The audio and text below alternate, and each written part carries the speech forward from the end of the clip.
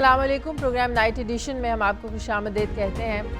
ناظرین، وزیر اعظم عمران خان نے اقتدار سنبھالنے کے بعد آج پہلی بار پریس کانفرنس کی، جس میں انہوں نے وزیر اعلیٰ پنجاب عثمان بزدار کو تبدیلی کا نام قرار دیا اور ان کی تعیناتی کی۔ ایک بار پھر سے ہم سب کو جسٹیفیکیشن دی کہ وہ پسماندہ علاقے سے ہیں، وہ کبھی کرپشن نہیں کریں گے اور آنے والا جو وقت ہے ان کا انتخاب درست ثابت کرے گا۔ آخر کیا وجہ ہے کہ عمران خان جب بھی پنجاب آتے ہیں عثمان بزدار کی تعریفوں کے علاوہ وہ کچھ نہیں کرتے؟ عمران خان کے عثمان بزدار کے اوپر بولنے سے زیادہ بہتر یہ نہیں کہ عثمان بزدار کے اقدامات بولیں، ان کی کارکردگی بولیں، ان کا کام بولیں۔ عمران خان بار بار اپنے انتخاب کی آخر ان کو جسٹیفیکیشن دینے کی ضرورت کیوں پیش آ رہی ہے، اس پر بھی آج ہم ذرا ڈسکس کر لیں گے۔ دوسری جانب آج انہوں نے یہ بھی بات کی کہ نون لیگ اور اپوزیشن کی جماعتوں کی جانب سے شہباز شریف کی جو گرفتاری ہے اس کو سیاسی انتقام قرار دینے کے جواب میں عمران خان نے کہا کہ اگر نیب کا ادارہ میرے زیر اثر ہوتا تو مزید جو 50 لوگ اور ہیں وہ بھی آج جیل میں ہوتے۔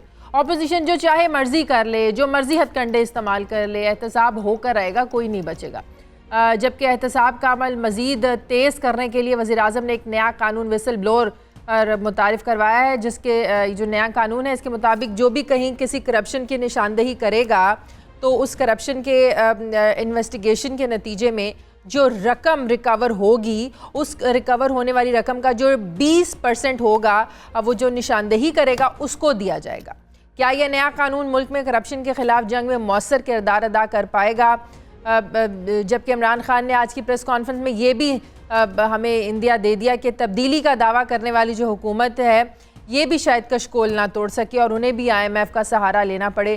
کیا تبدیلی سرکار کے پاس IMF کا سہارا لینے کے علاوہ کوئی اور آپشن موجود نہیں تھا؟ کیا تحریک انصاف نے انتخابات سے پہلے ملک کی معاشی حالت کو درست کرنے کے حوالے سے کوئی پالیسی نہیں بنائی تھی؟ کیونکہ جو موجودہ ہمارے وزیر خزانہ صاحب یہ کبھی بھی حق میں نہیں تھے کہ IMF سے قرضے لیے جائیں۔ آج وہ بھی زمینی حقائق کو سامنے رکھتے ہوئے یہ کہہ رہے ہیں کہ ہمیں IMF کے پاس جانا پڑ سکتا ہے اور ہم جائیں گے۔ اگر تحریک انصاف بھی IMF کے پاس چلی جاتی ہے تو اس کے نتیجے میں IMF کی جو کڑی شرائط ہے، اس کے پاکستان کی جو موجودہ حالات ہیں، عام عوام پر کس طرح کے اثرات مرتب ہوں گے، عام عوام کو اس سے کیا ریلیف ملے گا؟ جبکہ آج ایشیائی ترقیاتی بینک نے بھی پاکستان کو $7.1 ارب کا قرضہ دینے کی تصدیق کی ہے۔ اس سے معاشی حالات کس حد تک بہتر ہوں گے یا یہ صرف اونٹ کے منہ میں زیرے کے برابر والا ہی حساب ہوگا؟ اس پر ہم بات کریں گے اور پروگرام کا جو آخری حصہ ہے اس میں ہم بات کریں گے کہ تحریک انصاف کی حکومت کے جو اتحادی ہیں یہ حکومت کے پہلے 2 ماہ مکمل ہونے سے پہلے ہی حکومت سے کچھ ناراضگیوں کا اظہار کرنے لگے ہیں۔ BNP مینگل گروپ جو ہے یہ سعودی عرب کے CPEC میں شمولیت کے اوپر اور گورنر بلوچستان کی جو نامزدگی ہوئی ہے یہ کہتے ہیں کہ ہم سے مشاورت نہیں کی گئی، تحریک انصاف سے ناراض یہ نظر آ رہے ہیں۔ جبکہ دوسری جانب جو MQM ہے، MQM کے کنوینر عامر خان نے بھی حکومت کو یہ اندیا دے دیا ہے کہ اگر کراچی کو ایک بار پھر سے نظر انداز کیا گیا تو وہ حکومت کا حصہ نہیں رہیں گے۔ سوال یہ ہے کہ کیا حکومت کے اتحادی ہی آنے والے وقت میں حکومت کے لیے اصل چیلنج بننے والے ہیں؟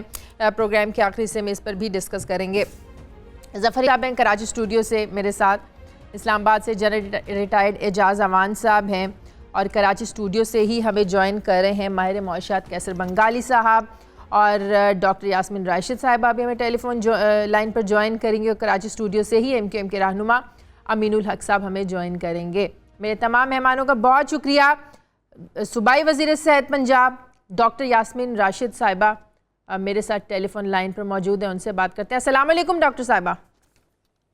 جی السلام علیکم شازیہ، کیا حال آپ؟ بالکل ٹھیک، بہت شکریہ ڈاکٹر صاحبہ، آپ نے ہمیں ٹائم دیا۔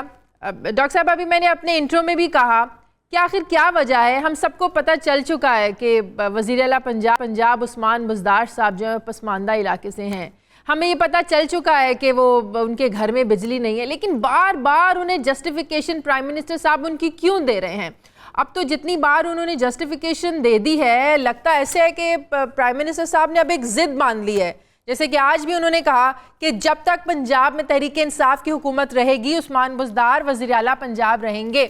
آخر کیا وجہ ہے کہ وہ اتنا زیادہ سائڈ لے رہے ہیں؟ ٹھیک ہے آپ نے وزیر اعلیٰ بنا دیا، اب ان کو کام کرنے دیں، ان کی کارکردگی خود بولے گی کہ واقعی آپ کا جو انتخاب تھا وہ درست انتخاب تھا، نہ کہ آپ کے کہنے سے آپ یہ چیز ثابت کر سکیں گے۔ میرے خیال شازیہ اس کی ایک بہت بڑی وجہ یہ ہے کہ بے جا قسم کا ایک مسلسل کرٹیسزم کیا جاتا ہے اور عثمان بزدار صاحب کو ٹارگٹ کیا جاتا ہے، اور یہی ایک وجہ ہے جس کی وجہ سے عمران خان صاحب بار بار یہی بات کرتے میں آپ کو ویسے صحیح بات بتاؤں کیونکہ مجھے تو موقع مل رہا ہے ایز اے منسٹر کہ میں کام کرتی ہوں عثمان صاحب کے ساتھ، and I think is a very cooperative chief minister. ایک وہ چیف منسٹر جو اویلیبل ہو، وہ چیف منسٹر جو آپ کا ٹیلی فون اٹھا لے، وہ چیف منسٹر جو آپ سے بات کرنے کو تیار ہو، وہ جو آپ کے صلاح مشورے سننے کو تیار ہو. مطلب آپ کو اگر میں ایک بطور وزیر کام کرنا چاہتی ہوں تو میں ایک ایسا ہی چیف منسٹر چاہتی ہوں جو مجھے سپورٹ کرے جو میں کام کرنے چاہتی ہوں. ویسے دوسری امپورٹنٹ یہ چیز آپ دیکھیں، اگر عثمان بزدار صاحب ہمارے چیف منسٹر نہ بنتے تو میں آپ کو بڑی اہم بات بتاؤں، آج سیکرٹری ہیلتھ بھی DG خانگہ میں. اور اس وقت ہماری پوری کوشش ہے کہ اس وقت اگر ہم صحت کی طرف سے، صحت کے حالات اور صحت کی جو کیا ہماری انسٹیٹیوشنز ان کو دیکھا جائے، اس وقت جو سب سے زیادہ پسماندگی ان انسٹیٹیوشنز میں ہے تو وہ DG خان کے اندر ہے. آج بہت مشکل سے ہم لوگ وہاں ٹیچنگ کارڈر کے لوگ بھیج رہے ہیں، وہاں ڈاکٹرز بھجوائے جا رہے ہیں.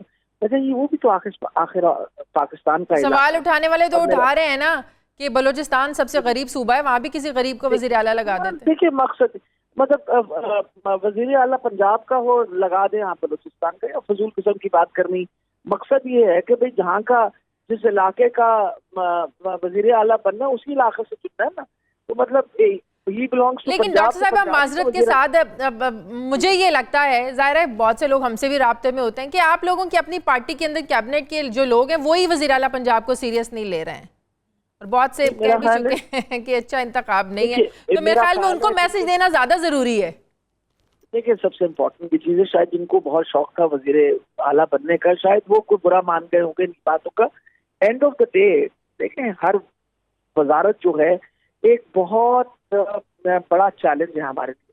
آپ کو بھی پتا ہے، آپ نے اتنی بڑی ڈیٹیل ڈسکشن کی کہ آپ لوگوں کو پتہ نہیں تھا کتنے مشکل حالات ہونے ہیں، فائنینشلی کتنا بڑا مسئلہ ہوگا.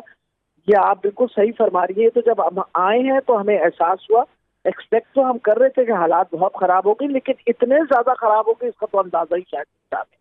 آپ دیکھیے اس وقت تقریباً 80 ارب روپے کے چیک باؤنس ہوئے. حکومت پنجاب کے جو پچھلی حکومت ہے اس کے 80 ارب روپے کے چیک باؤنس ہوئے، جن کو آنر کیا گیا جب ہم آئے ہیں، صرف اس وجہ سے کہ نیچرلی یہ تو حکومت کے چیک ہیں، how can you dishonour the government. اور یہ چیک جو ہیں ان کو آنر کرنے کی وجہ سے آپ سوچیں ہماری فسکل سپیس کتنی کم ہوئی ہوگی. جو 80 ارب روپے ہمیں اوپر سے وہ ملے ہیں وہ باؤنس چیکس کے اندر، اس کا مطلب ہے کہ ہم نے اپنے بجٹ میں سے 80 ارب روپے کم کیے صرف اس چیز کو آنر کرنے کے لیے. یہ آپ کو پتا چلے گا جب ہم بجٹ کی وہ ہمیں تو ساتھ ساتھ بالکل پتا چل رہا ہے کہ بجلی پہلے بھی مہنگی ہوتی تھی، اب بھی مہنگی ہوئی. کیا فرق ہوا نئی حکومت کے آنے سے؟ گیس پہلے بھی مہنگی ہوتی تھی، اب بھی کیا فرق ہوا؟ پہلی حکومتیں بھی IMF میں جاتی تھی، آپ لوگ بھی IMF میں جا رہے ہیں. ہمیں تبدیلی کہاں نظر آ رہی ہے؟ دیکھیں سب سے امپورٹنٹ کیا میں آپ کو بتاتی ہوں کیا فرق ہے. تبدیلی یہ ہے کہ اب ہماری پرائرٹیز جو ہے نا وہ عوام کی طرف ہے. اس سے پہلے پرائرٹیز جو تھی نا وہ ان کی اپنی ذات کی طرف تھی.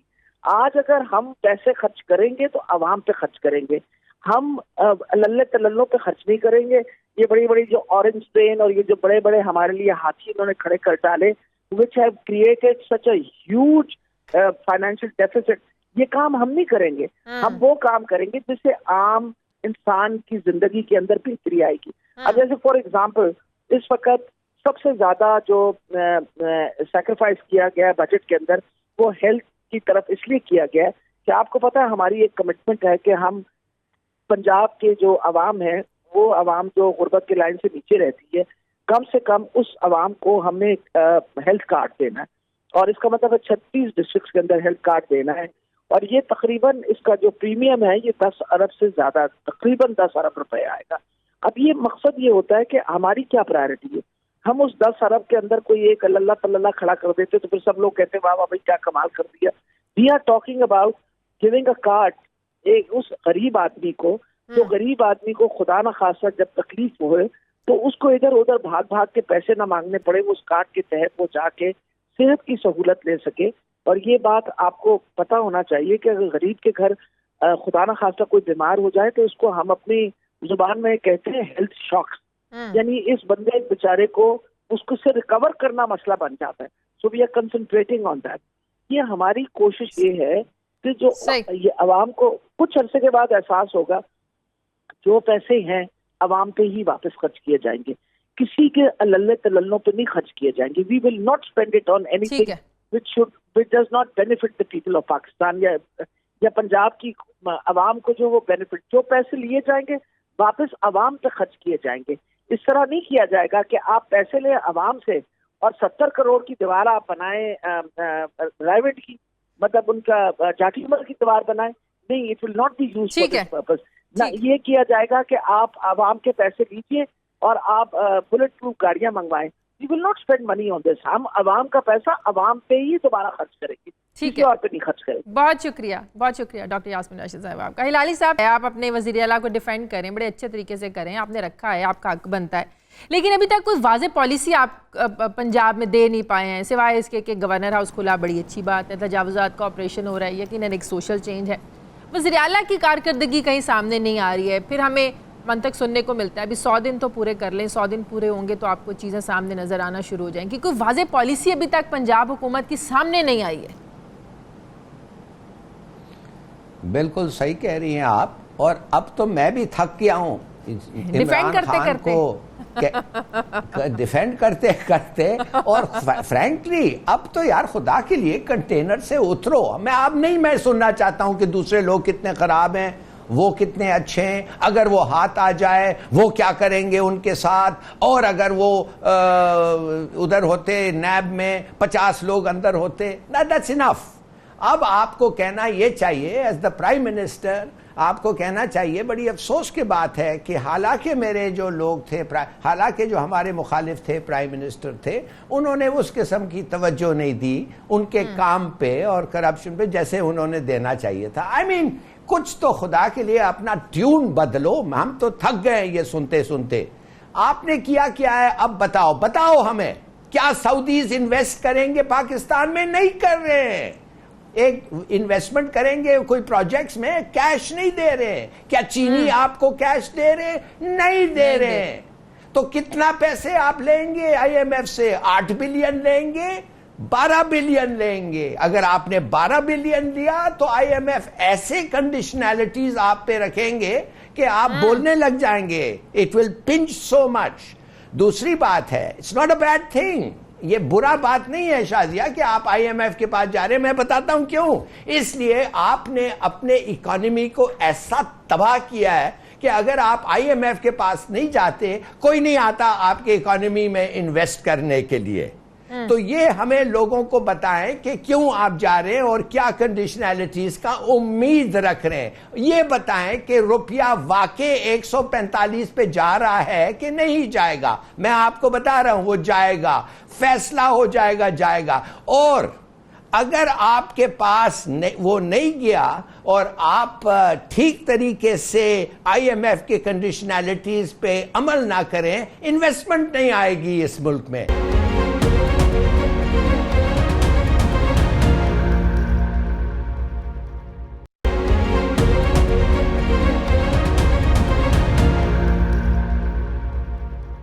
کیسر بنگالی صاحب, ابھی جو ہماری اکانومی کا صحیح جو پرابلم ہے وہ یہ ہے کہ تقریباً 90 to 95 بلین ڈالرز ہمارے اوپر قرضے ہیں, ان میں سے کچھ حصہ ہمیں دسمبر تک ان کو پے کرنا ہے. اب طریقہ یہ, یا تو آپ ایکسپورٹ بڑھا دیں, اپنی امپورٹ کو کم کر دیں, یا چائنا سے آپ مدد مانگے, سعودی عرب سے مدد مانگے, ڈائریکٹلی مانگے, انڈائریکٹلی مانگے, یا قرضے اتارنے کے لیے اور قرضے لیں جو پچھلی حکومتیں کرتی آئی ہیں, چاہے وہ نون لیگ کی ہو یا پیپلز پارٹی کی ہو.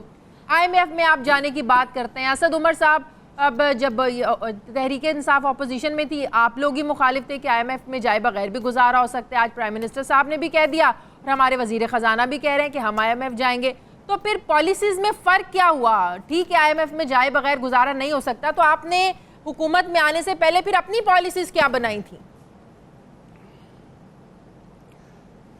دیکھیں, جب گھر میں آگ لگی ہوتی ہے تو آپ کو صرف آگ بجھانی ہوتی ہے. اس وقت ہم بحث نہیں کرتے ہیں کہ آگ کیوں لگی, کیسے لگی, کون سا پانی استعمال کریں گے, کس کا پانی استعمال کریں گے. بات یہ ہے کہ آگ بجھانی ہے. اس وقت جو بحران ہے اس میں آپ کو آئی ایم ایف کے پاس جانا پڑے گا, اور کوئی چوائس نہیں ہے, اور آئی ایم ایف سے قرضہ لینا پڑے گا. آپ چائنا کے پاس جائیں گے, سعودی عرب کے پاس جائیں گے, کسی اور کے پاس جائیں گے, وہ بھی قرضہ ہی دے گا آپ کو. آپ IMF کے آپ سکوک ریز کریں گے, بانڈ ریز کریں گے, وہ بھی قرضہ ہے. اس وقت قرضے کے علاوہ کوئی چارہ نہیں ہے. ایشو یہ ہے کہ یہ ہر چند سال کے بعد 8-10 سال کے بعد ہم اس بحران میں آ جاتے ہیں. تو اس کی جو وجہ ہے وہ اس پہ کام کرنے کی ضرورت ہے. اور میں اس وقت ججمنٹ نہیں دیتا حکومت کے اوپر PTI کی. میرے خیال میں تو انتظار کروں گا جون میں جو ان کا بجٹ آتا ہے, اس وقت پتہ چلے گا کہ یہ کتنا ملک میں جو تبدیلی, بنیادی تبدیلی چاہیے. یہ بھینسے ویسے بیچ کے تبدیلی نہیں آتی. بنیادی تبدیلی جو چاہیے ہمیں ملک کا جو معاشی ڈھانچے میں جو تبدیلی کرنی ہے, وہ جون میں پتہ چلے گا ان کے بجٹ سے کہ وہ کیا کرتے ہیں. کریکٹ. لیکن IMF جو بات کر رہا ہے کہ شرائط جو لگائی جا رہی ہیں, بجلی مہنگی کر دو, گیس مہنگی کر دو, تیل کی قیمتیں مہنگی کر دو, تیل میں ان میں اضافہ کر دو, یہ وہ ساری اشیاء ہیں جس سے عام آدمی کی زندگی جڑی ہے. یہ اشیاء مہنگی ہو جائیں تو آپ کی جو عام ضروریات زندگی کی جو چیزیں وہ بھی مہنگی ہو جاتی ہیں. تو عام آدمی کو ریلیف نہیں ملے گا تو ان کی حکومت پھر کیسے چلے گی؟ جو تنقید پھر PTI پیپلز پارٹی پر ہوتی تھی, نون لیگ پر ہوتی تھی, پھر عام آدمی سے جو انہوں نے وعدے کیے تھے, دعوے کرتے ہیں اور آج تک کرتے ہیں, تو وہ اس کو کیسے جسٹیفائی کریں گے پھر؟ دیکھیں, جب آپ غلطی کرتے ہیں تو اس کی قیمت ادا کرنی ہوتی ہے. ہم نے یہ غلطی جو کی ہے قرضے لے کر, یہ آج نہیں کی ہے, یہ پچھلے 25 سال سے 30 سال سے کر رہے ہیں. اور اس کی قیمت عام آدمی ہی دیتا رہا ہے. اگر کسی بھی حکومت کو اگر عام آدمی سے واقعی خیال ہے تو یہ جو بے نظیر انکم سپورٹ پروگرام ہے, اس کے جو نمبرز ہیں جن کو ملتا ہے اس کو 4 گنا بڑھا دیں, اور وہ پیسے جو ہیں انکم ٹیکس کی اوپر ایڈیشنل کریں, ویلتھ ٹیکس لگائیں. امیر طبقہ جو ہے اس ملک میں ان سے یہ پیسے نکالیں. آپ کو پتہ ہے کہ لیاقت علی خان نے جو پہلا بجٹ پیش کیا تھا یونائٹڈ انڈیا میں, جب ایک انگریزوں کے زمانے میں الیکشن وہ حکومت بنی تھی, تو انہوں نے انکم ٹیکس 25% سب پہ لگایا تھا, تو ان کی حکومت گرا دی گئی تھی کانگریس کی طرف سے. تو وہی کام ابھی کریں, 4 گنا بڑھائیں بے نظیر انکم سپورٹ پروگرام کے نمبرز, فیملیز جن کو پیسے دیے جاتے ہیں, اور وہ پیسے امیروں سے حاصل کریں, انکم ٹیکس لگائیں, ویلتھ ٹیکس لگائیں. یس. دیکھیے شازیہ, سیدھی سادی بات ہے, اس وقت آپ کا ڈیٹ 1 ٹریلین روپیہ ہے. آپ یہ ڈیٹ کو واپس نہیں کر سکتے. ساتھ ساتھ گیس کو آپ سبسڈائز کر رہے ہیں, گیس کو آپ سبسڈائز کر رہے ہیں. کیسے ہو سکتا ہے کہ آپ اگر پرائسز نہیں ریز کریں گے, کنزمپشن نہیں نیچے کریں گے, تو آپ کیسے یہ معاملہ چلے گا؟ 20% تو آپ سبسڈی دیتے ہیں. مثال کے طور پہ آپ لوگ کہیں گے کہ یہ کیا بات کر رہا ہے. مجھے آپ بتائیں, گاؤں میں 24 گھنٹے گیس کی ضرورت ہے کیا؟ وہ تو نیچے توا میں گیس جلتا رہتا ہے پورا دن. 6 گھنٹے کافی نہیں ہے؟ گھروں میں امیر کے بھی گھروں میں 6 گھنٹے گیس دیں, 24 گھنٹے گیس دینے کی کیا ضرورت ہے؟ مانے بہت سارے چیزیں ہیں. لوگوں کو گاڑیوں سے نکالیں, کہو بسز میں جاؤ, ٹرینز میں جاؤ. لوگوں کو گاڑیوں کے رجسٹریشن نمبر جس کے ہوتے ہیں ان کو کہو جو 2 نمبرز آپ کی بسز, آپ کی ٹرینوں کی حالت اس قابل ہے کہ اس پہ ٹریول کیا جا سکے؟ بسز کی حالت ہے, آپ مجھے یہ بتائیں. نہیں تو پھر کرو, ٹھیک تو کرو. کر سکتا نہیں, میں تو کہتا ہوں ان کو سیکرٹری کو کہنا چاہیے عام بس 15 روپیہ کا وہ ٹکٹ دے کے آئے. جب اس کا جیب 2 دفعے کٹتا ہے اور اس پہ اس کی پتلون جلتی ہے تو پھر شاید کچھ ہوگا. جنرل صاحب, میرا سوال یہ ہے کہ آج آپ سب لوگ یہ منطق پیش کر رہے ہیں, وزیر اعظم نے بھی کہہ دیا ہم IMF کے پاس جا رہے ہیں کیونکہ ہمیں قرضے اتارنے ہیں. پہلی حکومت کا جو خزانہ ہے وہ خالی چھوڑ کے گئی, اور قرضے کیسے اتاریں گے ہم؟ آج آپ یہ کہہ رہے ہیں کہ قرضے اتارنے کے لیے قرض لے رہے ہیں, کل آپ پھر یہ منطق پیش کریں گے کہ جو ہم نے پہلے قرضے لیے تو ان قرضوں کو اتارنے کے لیے مزید قرض لے رہے ہیں. تو یہ کب تک چلتا رہے گا؟ قرض لینے کے لیے قرض اتارنا, یہ پھر ہماری نسلیں کب تک یہ قرض اتارتی رہیں گی؟ Shazia, thank you very much. دیکھیں, جب ہم نے ایک روش ایسی اپنا لی بحیثیت قوم, اور ہمارے حکمرانوں نے, جیسے ابھی کیسر بنگالی صاحب کہہ رہے تھے کہ ہم نے 30 سال سے ملک کی اکانومی کو قرضوں کا محتاج کر دیا ہے, اور اپنی پریورٹیز ہماری حکمرانوں کی اتنی غلط تھیں इतने पिरामिड उन्होंने बनाने शुरू किया और ऐसे गलत प्रोजेक्ट्स में इन्वेस्ट करना शुरू किया जहां से कोई रिकवरी नहीं हो रही थी और कर्ज हम मकरूज से मकरूज तर होते चले गए। अगर मौजूदा हुकूमत के इस वक्त जो सिचुएशन है, जैसे उन्होंने बड़ा दुरुस्त कहा कि जब घर को आग लगी हुई है तो पहले आग पर तो काबू पाएं, तो अगर एक दफा ये कर्ज ले लेते हैं, देखिए 40 दिनों में अगर ये हम एक्सपेक्ट करें कि 40 दिनों में इनकलाब क्यों नहीं आया, 40 दिनों में मुल्क की इकोनॉमी दुरुस्त नगर पे क्यों नहीं चल पड़ी, तो I think it is very naive. नहीं जनरल साहब, ये कोई नहीं कह रहा कि इनकलाब क्यों नहीं आया, बात ये हो रही है कि आपकी पॉलिसी सामने नहीं आ रही हैं, आप तो वही सारे काम कर रहे हैं जो पहले हुकूमतें करती आई हैं। देखें प्लीज बात तो सुन लेना। देखें एक तरफ हम कह रहे हैं जी बोझ गरीब पे ना डालें, एक तरफ हम ये कह रहे हैं कि अमीर पे डालें। भाई देखो, अमीर जो आदमी है, अगर आप उमरा के पीछे लग जाएंगे, अगर आप इंडस्ट्रियलिस्ट के पीछे लग जाएंगे, अगर आप इन्वेस्टर्स के पीछे लग जाएंगे, तो यू विल स्केयर एवरीवन। आपके मुल्क में कोई आदमी इन्वेस्ट करने को तैयार नहीं होगा। तो आपने इन्वेस्टमेंट का फ्रेंडली माहौल बनाना है ताकि लोग इन्वेस्ट करें, जो पैसा छुपा के रखा हुआ है उसको बाहर लाएं और मुल्क में इकोनॉमी जो है ये पैसा सर्कुलेशन में आए। अगर आप अभी से उन्हें ये खबरें देनी शुरू कर दें कि हम आपसे 30% रिकवर करेंगे, 40% रिकवर करेंगे, तो डंडे से इकोनॉमी सामने नहीं आती। कोई आदमी इन्वेस्ट करने को नहीं आएगा, ना बाहर से ना मुल्क के अंदर से। तो the policies have to be balanced one, और उन बैलेंस पॉलिसीज को लेके आगे चलना है। अगर एक दफा ये IMF के पास चले जाते हैं और अपनी सिमत दुरुस्त कर लेते हैं, अपने अखराजात को कम करते हैं, अपनी प्रायोरिटीज को दुरुस्त करते हैं, तो ये रवश खत्म हो जाएगी, हर साल नहीं जाना पड़ेगा। लेकिन अगर इस वक्त इमरजेंसी सिचुएशन में जो मुल्क का मेल्टडाउन हो चुका है, अगर इसको रोकने के लिए एक दफा IMF के पास जाना पड़ता है तो जाने में कोई हर्ज नहीं है। उसकी कीमत पहले भी अवाम दे रहे हैं, अब भी अवाम देगी। उमराज ज्यादा शेयर देंगे, गरीब कम शेयर देगा, लेकिन सबके सबको अदायगी करनी पड़ेगी। और जब ये सब अदायगी करेंगे तो हम सब क्राइसिस से निकलेंगे तभी। जी हिलाली साहब, देखिए ये सही कह रहे हैं, इसलिए IMF आपको रिजर्व सपोर्ट मिलेगा, बैलेंस ऑफ पेमेंट सपोर्ट मिलेगा, और सुकूक बॉन्ड्स और ये वो IMF अगर हो तो वो आप कर सकते हैं। मगर ये मैं पूछना चाहता हूं, ये जो आप ठहरे हुए थे दो महीने पता नहीं कितना पावर में आने के पहले, क्या आपने कुछ होमवर्क नहीं किया? मिसाल के तौर पे क्या आपने एग्रीकल्चर टैक्स पे सोचा? क्यों नहीं लगा रहे हो भाई एग्रीकल्चर टैक्स? क्यों नहीं लगाते हो? हॉर्टिकल्चर डेवलप करो, फ्रूट एंड वेजिटेबल्स। आपके पास इंपोर्टेड आइटम्स तो आप प्रोड्यूस ही नहीं कर सकते। अगर आप इजाजत दें, देखिए 40 दिन पहले तो इन्हें ये भी नहीं पता था कि इनकी हुकूमत बनेगी या नहीं बनेगी, कितने इंडिपेंडेंट्स इनको ज्वाइन करेंगे, कितनी पार्टीज कोalition के लिए। जनरल साहब माफ करिए, you are right, but it doesn't matter. अगर आप एक पॉलिटिकल पार्टी को लीड करते हैं, आपका मैनिफेस्टो होता है, अगर आप पावर में कभी भी नहीं आते हैं फिर भी वो मैनिफेस्टो तैयार होके लोगों के सामने पेश करना चाहिए आपको। This is no excuse. दूसरी बात है, आप मैं सिर्फ इतना कहना चाहता हूं, देखिए आप माशाल्लाह बहुत लर्नेड आदमी हैं, आप बहुत एक्सपीरियंस आदमी हैं, लेकिन ये जब हुकूमत में आए हैं तो जो इन्हें आईना आज नजर आया है, ये अपोजिशन में बैठ के they did not have the access to that much information.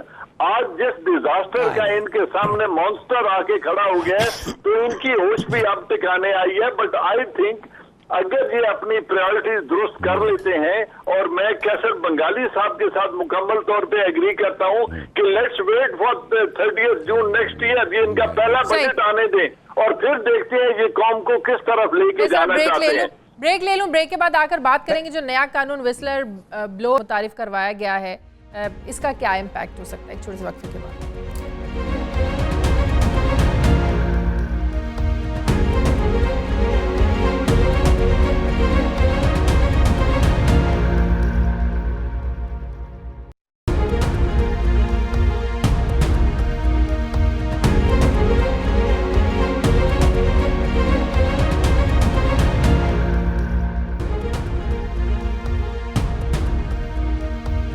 Break के बाद खुशामदीद। कैसे साहब, जो नया कानून जो मुतारिफ करवाने जा रही है हुकूमत विसल ब्लोअर के नाम से, کہ جو کہیں کرپشن کی نشاندہی کرے گا اور اس کے نتیجے میں جو رقم ریکور ہوگی اس کا جو 20% ہے 20% جو ہے وہ نشاندہی کرنے والے کو ملے گا. یہ کتنا اس کا کیا امپیکٹ ہو سکتا ہے پازیٹیو؟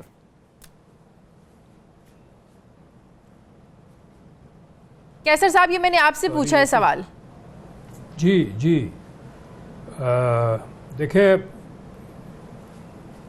پچھلے جنرل ضیاء الحق کے زمانے سے کرپشن کے خلاف مہم چل رہی ہے. انہوں نے یہ کیا تھا کہ کرنسی نوٹ پہ لکھ دے کہ جی حرام کا پیسہ جو ہے جہنم میں جائے گا جو کمائے گا. اس کا اثر نہیں پڑا تو ان چیزوں کا کیا اثر پڑے گا. یہ اس طرح نہیں ہوتا. کرپشن کے جو انسٹیٹیوشنل فیکٹرز ہیں جو لیگل فیکٹرز ہیں اس پہ کام کرنے کی ضرورت ہے. مثلاً جو بھی کانٹریکٹ حکومت دیتی ہے, جو بھی اگریمنٹ سائن ہوتا ہے کسی فارن حکومت سے, ایجنسی سے, کمپنی سے یا لوکل کانٹریکٹ جو ہیں, وہ کانٹریکٹ پروونشل اسمبلی یا نیشنل اسمبلی یا سینٹ میں آپ پیش کریں.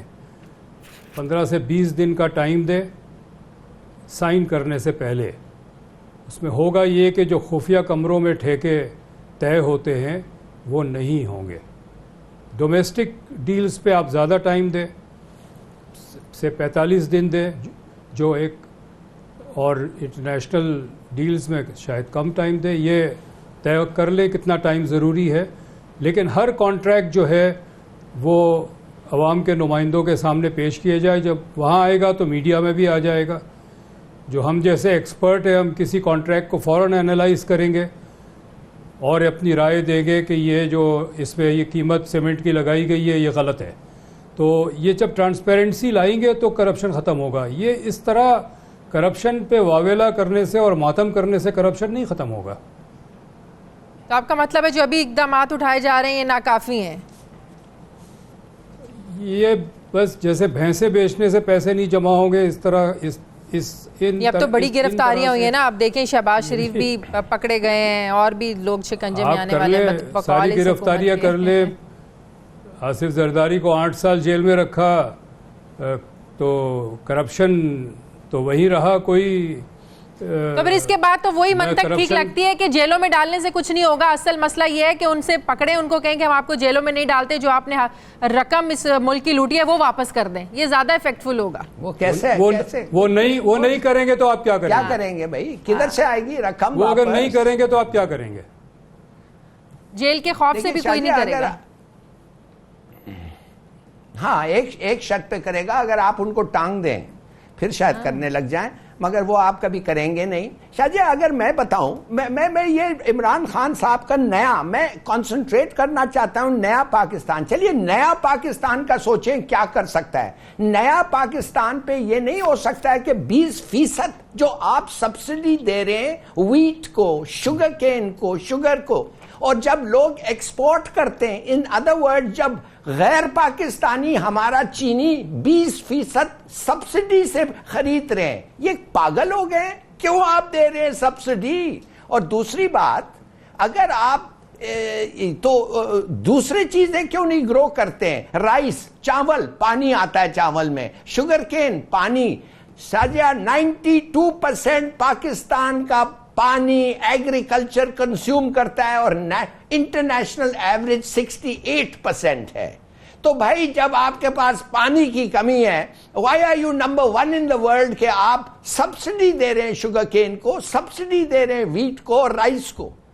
مت دیں سبسڈی. آپ ایسے کریں ہارٹی کلچر کی طرف جائیں, پانی بھی کم ہوگا, پیسے بھی زیادہ ملیں گے. پر یہ نیا پاکستان ہے.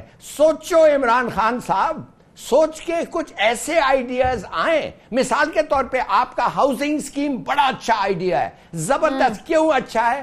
اس لیے کہ جب آپ ایک گھر بناتے ہیں تو 30 different industries, cement, steel, lumber, employment, aluminium, یہ سب پڑتا ہے. تو بنائے گھر, یہ بڑی اچھی آئیڈیا ہے. مگر ہم دیکھ نہیں رہے ہیں یہ کہ ان کو ایسے چیزیں کے بارے میں وہ سوچ رہے ہیں. وی تھنک کرنا چاہیے مگر ہو نہیں رہا ہے. وہی ہے, ہم ماریں گے, پیٹیں گے. آپ کے نزدیک بھی اس نئے قانون کی کوئی اہمیت نہیں؟ جو حکومت متعارف کروانے جا رہی ہے؟ نہیں، میں سمجھتا ہوں شازیہ اس کی اہمیت ہے، اچھا، اور وہ اس طرح، پہلی بات یہ ہے کہ کرپشن کو فائٹ کرنے کا یہ واحد طریقہ نہیں ہے. There has to be a 3-tier approach. ایک اپروچ تو یہ ہے کہ آپ جس طریقے سے آپ نے یہ بات ابھی کی ہے، یہ ایک سمال انسینٹیو ہے، کیونکہ اس ملک کے جب پبلک ایکسچیکر میں ڈاکہ ڈلتا ہے یا اسٹیٹ ایکسچیکر میں کرپشن ہوتی ہے اور حکمران کرپشن کرتے ہیں، تو وہ اکیلے کمرے میں بیٹھ کے نہیں کر سکتے.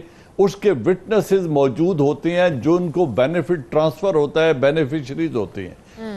اس کی ایویڈنس تمام بیوروکریٹس کے پاس ہوتی ہے، تمام سیکریٹریز کے پاس ہوتی ہے. وہ تمام لوگ جو آفیسز میں کام کر رہے ہوتے ہیں، ہر ایک کو نظر آ رہا ہوتا ہے کہ یہ پیسہ کہاں جا رہا ہے اور کس طریقے سے جا رہا ہے. تو ایک تو یہ انہوں نے ان لوگوں کو انسینٹیو دیا ہے کہ اگر اس وقت آپ کو 2% بینیفٹ ملا تھا اس کرپشن میں سے، تو آج ہم آپ کو 20% دیتے ہیں ریکوری کے لیے. پوائنٹ آؤٹ، یہ ویسل بلوئرز کا پوری دنیا میں کئی جگہوں پہ یہ کام آزمایا گیا، اور ہمارے جیسے معاشرے میں یہ بہت سکسیسفل ہو سکتا ہے، کیونکہ غریب لوگوں کی اس پہ نظر ہوتی ہے. ایک کلرک سے لے کے ایک سیکریٹری تک سب لوگ اس کرپشن کو دیکھ رہے ہوتے ہیں اور انہیں محسوس بھی ہوتا ہے. آپ سمجھتے ہیں پلی بارگین سے زیادہ مؤثر یہ ثابت ہو سکتا ہے؟ نہیں، میں نے کہا تھا 3-tier. اب دوسری بات یہ ہے جو ٹرانسپیرنسی کی بنگالی صاحب نے بات کی ہے، جب آپ کے کانٹریکٹ ٹرانسپیرنٹس ہوں گے، آپ کی پالیسیز ویل تھاٹ آؤٹ ہوں گی، اور یہ ٹرانسپیرنسی ایٹ 3 stage ہونی چاہیے. ایک ٹرانسپیرنسی جب یہ کانٹریکٹ سائن ہو رہے ہوتے ہیں تو پارلیمان جو ریسپانسبل ہاؤس ہے اس کے سامنے رکھیں. پھر ایک ٹرانسپیرنسی ہوگی لوکل گورنمنٹ کے سامنے، جب یہ کانٹریکٹس ایوارڈ کیے جائیں گے ایگزیکیوشن کے لیے، ان کو بہت ٹرانسپیرنٹ ہونا چاہیے اور ویل پبلسائزڈ ایڈورٹائزڈ ایشو ہو ان کانٹریکٹ کا دینا. اس کے ساتھ ساتھ جو قانون بنانے ہیں کرپٹ لوگوں کو اکاؤنٹیبل ہولڈ کرنے کے لیے، ان قوانین پہ کام کرنا ہوگا، سارا کچھ ٹھیک بھی ہو جائے.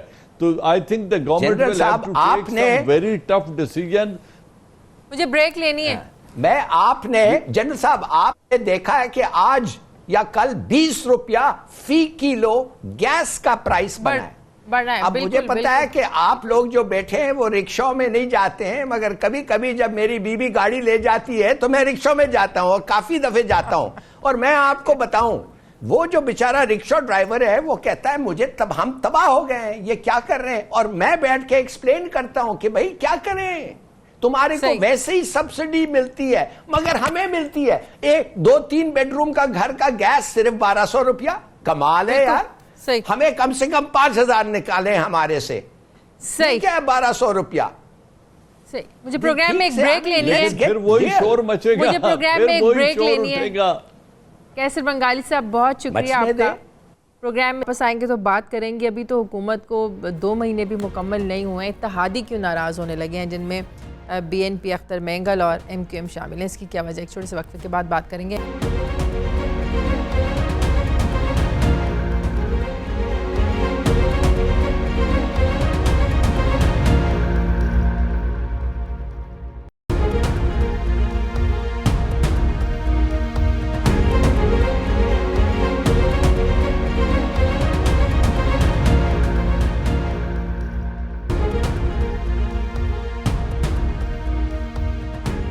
بریک کے بعد خوش آمدید. مشرف صاحب کے دور میں تو کیا کہنے تھے MQM کے، تو جتنے مسائل کی نشاندہی کر رہے ہیں ان لوگوں نے تو کچھ نہیں کیا. تو اب آپ کو نہیں لگتا کہ یہ جو بات کر رہے ہیں کہ ہم ناراض ہو جائیں گے، کہ ہمارے ساتھ جو معاہدہ کیا تھا اس پر عمل نہ کیا گیا، تو ان کو انتظار کرنا چاہیے؟ آپ کو نہیں لگتا کہ MQM جلدی کر رہی ہے تھریٹ کرنے میں؟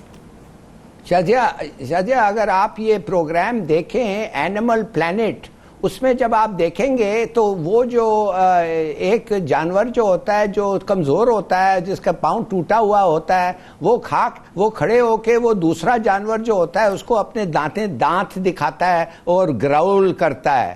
تو یہ جو MQM ہے ان کے تو 5-6 سیٹس رہ گئے ہیں بھائی. یہ کس کو دانت دکھا رہے ہیں؟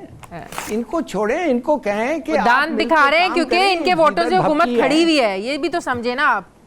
نہیں بس ان کو کہیں کہ کمیونٹی کے لیے کام کریں، نہیں تو یہ 5-6 سیٹس جو ہیں یہ بھی غائب ہو جائیں گے. لوگوں کو دھمکیاں نہ دیں، وہ دن چلے گئے ہیں. مل کے آپ کام کریں، نہیں تو you will be wiped out. اور پی پی پی کے ساتھ جو آپ نے کیا وہ تو ہم پورا جانتے ہیں آپ نے کیا کیا. توبہ توبہ، وہ تو جو وہ کیا وہ پھر کبھی ہونا ہی نہیں چاہیے. اور ایم کیو ایم کے ساتھ وہ تو چھوڑیں، یا sorry P M L N کے ساتھ وہ بھی کوئی نظر نہیں آتا ہے. تو بھئی ایک پارٹی ملی ہے آپ کو، کراچی کی پارٹی تو ہے. دے سکتے ہیں ان کے اتحادی جنرل صاحب. ایم کیو ایم کی میں نے بات کی، بی این پی مینگل بھی جو ہے نا وہ بھی ناراض ہیں. سردار اختر مینگل صاحب وہ کہتے ہیں جی کہ موجودہ حکومت نے ہماری پارٹی کے ساتھ ایک معاہدہ کیا تھا، ہمیں یقین دلایا تھا کہ معاہدے کے تمام نکات پر عمل کیا جائے گا. ساتھ ہی وہ کہتے ہیں کہ سعودی عرب سی پیک اور ریکوڈک کا شراکت دار بننے جا رہا ہے، اس میں آپ لوگوں نے ہماری حکومت سے کوئی مشاورت نہیں کی ہے. تو یہ جس طرح کی باتیں بلوچستان والے کر رہے ہیں، ان کے اتحادی ایم کیو ایم والے کر رہے ہیں، ایک ٹف ٹائم تو پی ٹی آئی کو مل سکتا ہے اپنے اتحادیوں سے. جی شازیہ، آپ بالکل درست نشاندہی کر رہی ہیں، اور اس کی وجہ بھی یہی ہے کیونکہ ان اتحادیوں کو پتا ہے کہ ان کی بڑی تھن میجورٹی ہے نیشنل اسمبلی میں، and this is the time to extract maximum what they can, چاہے وہ ذاتی مفاد ہو، کیونکہ ایک 100 روپے کی بھی جو قیمت ہوتی ہے، 100 روپے کا نوٹ بھی 1 روپے کے بغیر مکمل نہیں ہوتا. وہ نوٹ بھی 1 روپیہ جب تک نہیں ملے گا، مگر 1 روپے کی بھی بڑی امپورٹنس ہوتی ہے.